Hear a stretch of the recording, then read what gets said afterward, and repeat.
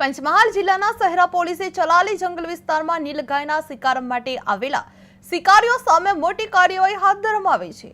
Patrolling દરમિયાન ગોળીબારનો અવાજ સંભળાતા પોલીસે તાત્કાલિક કાર્યવાહી હાથ ધરવામાં આવી હતી।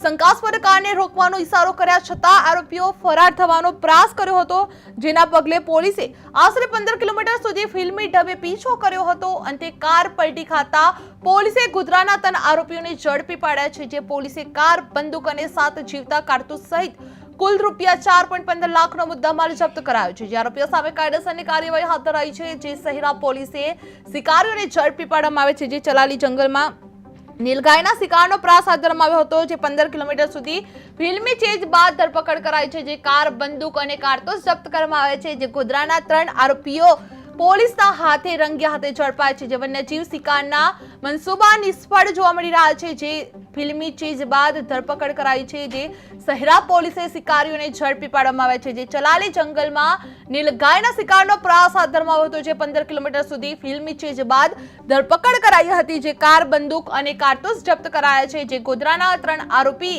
પોલીસના હાથે રંગે હાથે ઝડપી પાડવામાં આવ્યા છે।